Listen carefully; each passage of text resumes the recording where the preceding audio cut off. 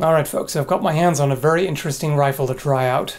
A Springfield 1873 Trapdoor. This is a reproduction made by Uberti, and this is one of the first rifles to use a fully self-contained metallic cartridge.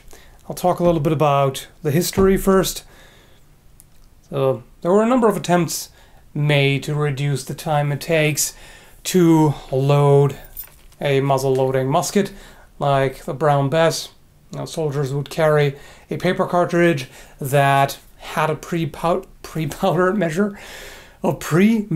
powder charge. There we go. So they could just tear off the end of the cartridge, dump a little bit into the pan, the main charge, down the barrel, and then just shove the entire thing, paper and lead ball, down, ram it down.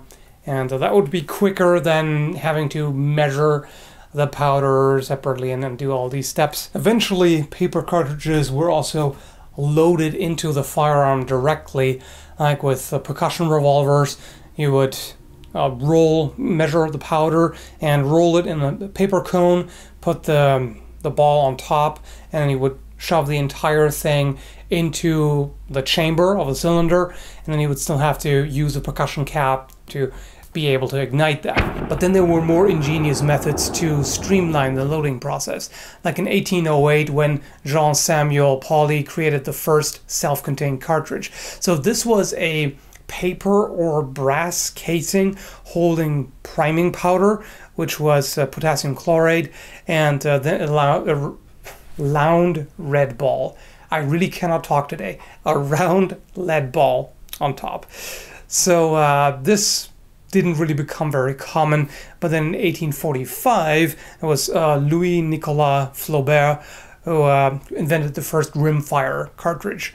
So that was a metallic case that had no powder but just a percussion cap. So that was just meant for indoor shooting, obviously very underpowered if it's just propelled by the percussion cap alone. But then in 1857 in the US, the .22 short was invented, inspired by the Flaubert. And then after 1857, larger rimfire cartridges were introduced. If you don't know what rimfire means, so if you have a metallic cartridge with the powder inside and the lead ball or bullet, and you have the priming compound in the rim of the case. So that would be some kind of substance that ignites on impact, on percussion, and the hammer or firing pin would strike the rim of the case and indent it and ignite the powder that way. Centerfire cartridges can withstand higher pressures and tend to be more reliable in ignition than rimfire, which is why they are the standard nowadays for anything but small calibers.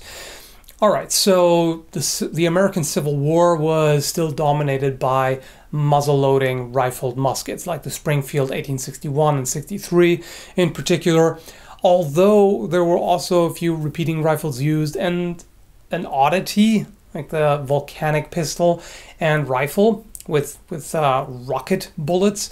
So those were bullets with a hollow base that was filled with powder and then sealed with a percussion primer. So there wasn't even any cartridge. You would just put the entire thing in the firearm and shoot it that way. But they were really anemic just because you have very little space for the powder charge, and black powder takes up quite a bit of volume, especially compared to smokeless powder that was used later. And so you couldn't get a whole lot of powder in there. They were kind of puny in comparison. But yeah, you also had lever action rifles like the Henry rifle and the Spencer repeating rifle used during the Civil War. But yeah, as said, mainly still muskets being used. Then after the Civil War, the US Army focused on upgrading existing muskets because they were left with about 1 million of them and wanted to keep using as much of them as possible. So that led to conversions like the Springfield 1865. This used a copper rimfire cartridge, and it used the original .58 caliber that the earlier muskets used. So this was the first trapdoor. This is where this comes into play. And so what they did was they cut away the top of the musket and then installed a breech block, which is this right here. It's got the locking latch right here that closes up, makes sure it doesn't open up, especially when fired. And when the hammer is on top of it, this cannot open anyway. So this now allowed them to use metallic cartridges. I've got a dummy round here, so this would just drop right in, close the breech block. So the hammer would then make the firing pin strike the primer as opposed to striking a percussion cap directly. Eventually the caliber was changed to 50 and then to 45, which led to the 50-70 and 45-70 ammunition. 50-70 simply means a 50 caliber bullet over 70 grains of black powder, and 45-70 obviously 45 caliber. And so the single shot rifle was considered by the US Army to be more rugged and better for ammo conservation and accuracy as opposed to repeating rifle. And I'm inclined to agree with that. There's something about the single shot rifle that kind of makes every shot count more, so to speak. Like, it forces you to take your time and aim better and, you know, do a better trigger pull and all of that, because it is a more elaborate process than just racking the lever in case of a lever action, for example. So if we look at these two firearms here, the Brown Bess and the Springfield 1873, there's about 150 years separating these two, and it is quite a substantial improvement. So for one, the Brown Bess doesn't really have sights as such. It has the bayonet lug in front here, which can double as a front sight, so you can use that. And you can kind of line it up with the screw here in the center, so that's kind of a very rudimentary sight.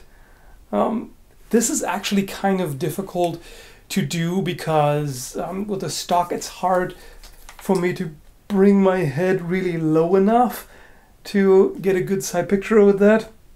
And of course the issue with a flintlock, or also called flintlock, is as the powder charge in the pan here ignites, you've got the flash in your face, which can lead to flinchiness, and this is not a particularly accurate long arm. I mean, it wasn't really intended to.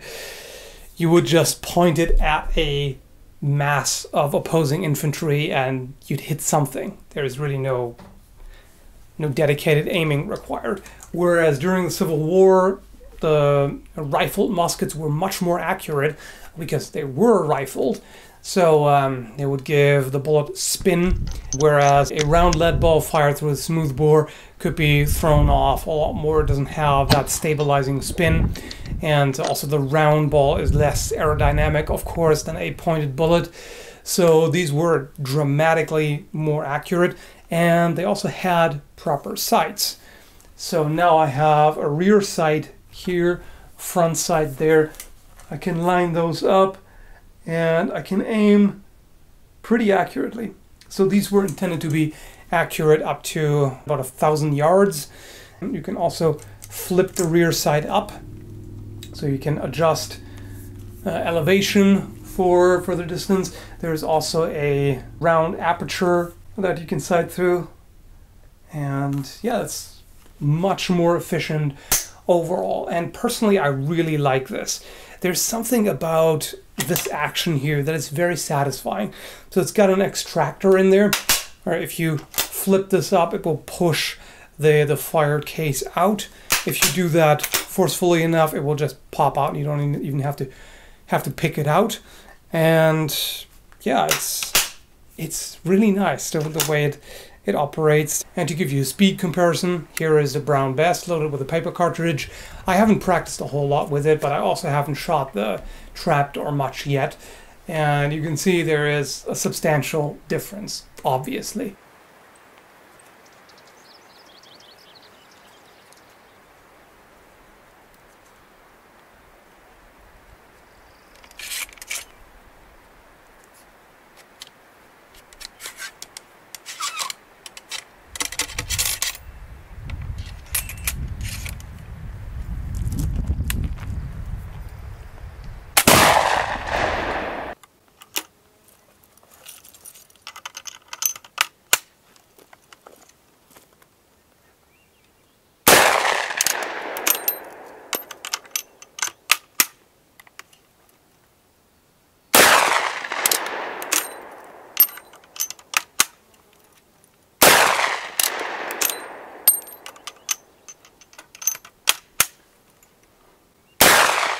You can get very quick at it. You can also hold additional cartridges in your offhand, pinched between your fingers. That makes it even faster. So you can get pretty respectable speed with this. It is still a single shot rifle, so it's still going to be slower than any repeating rifle, you know, be it lever action or bolt action or whatever, but it is reasonably fast. And I think this is really a beautiful rifle. I like the look overall. It's a pretty slender looking rifle, and there's something about the overall shape. It's got a certain simplicity to it, but then the breech lock makes it kind of sophisticated and technologically and also aesthetically. There's a lot I like about it, and Uberti did a really good job with this reproduction. The trigger pull is very nice, really smooth, not a heavy trigger pull. The first click is a safety notch that brings just a bit of space between the hammer and the firing pin, or firing pin plunger, I suppose. And then you've got the first click that allows you to open up the breech block to load it. And then the next one is full cock to fire. So this has been a lot of fun to shoot, and it's got a lot of character, really. So I definitely wanted to show you this one because of how unique it is. And yeah, really good rifle. Like it. Anyway, hope you found it interesting, and thanks for watching. Have a good one, folks.